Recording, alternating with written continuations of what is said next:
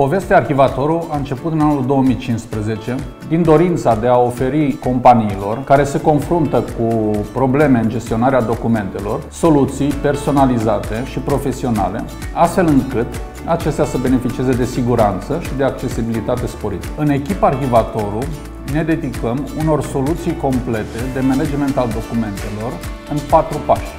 Arhivarea fizică și depozitarea, retrodigitizarea și stocarea datelor, digitalizarea companiilor, semnătură și arhivă electronică legală. Cu alte cuvinte, eliberăm spațiile ocupate de arhive, optimizăm costurile cu gestionarea acestora și asigurăm păstrarea și conservarea lor în condiții de siguranță în depozitele noastre. Viziunea noastră este să creăm un mediu antreprenorial cu zero hârtii pe birouri. Pornind de la aceasta, am dezvoltat soluțiile Arhivatorul pentru a oferi un sistem integrat și complet de management al documentelor.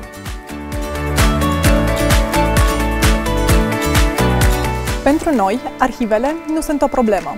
Le considerăm noi oportunități de dezvoltare și de optimizare a afacerilor, doar trebuie să le tratăm corespunzător. Cu soluțiile potrivite, la momentul potrivit, chiar și volumele mari de documente pot fi gestionate cu succes în 4 pași simpli. Documentele care ajung în depozitele Arhivatorul trec în primă fază printr-o etapă de prelucrare realizată de arhivarii și arhiviștii noștri, care le sortează, ordonează și inventariază în conformitate cu legislația în vigoare. După prelucrare, documentele ordonate în cutii de arhivare sunt așezate pe rafturile depozitului cu ajutorul sistemului de gestiune electronic. Ulterior, le putem accesa rapid, iar partenerii noștri își primesc documentele solicitate în 2 ore electronic sau în 24 de ore fizic la sediul companiei lor. Tot în procesul de prelucrare, identificăm și documentele care și-au depășit termenul de păstrare, pentru care oferim consultanță în realizarea lucrării de selecționare, iar după avizarea acesteia de către arhivele naționale, aplicăm și serviciul de distrugere securizată a acestora. Siguranța documentelor este fără îndoială responsabilitatea noastră.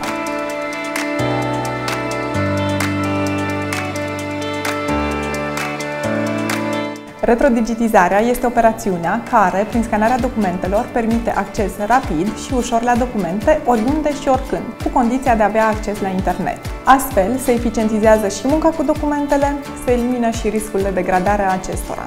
De asemenea, indiferent de formatul documentelor, de la A3 până la A0+, dispunem de diferite tipuri de scanere performante care permit scanarea lor. Managementul documentelor performant înseamnă și o eficiență excelentă. Prin digitalizarea fluxurilor de lucru și a modului de mișcare a documentelor în cadrul unei companii, automat eficiența acesteia crește. Noi, prin soluția de software, susținem acest proces de digitalizare. Arhiva electronică legală asigură păstrarea și conservarea documentelor care sunt semnate electronic de către toate părțile implicate. Simpla scanare a documentelor nu asigură o arhivă electronică în conformitate cu cerințele legale.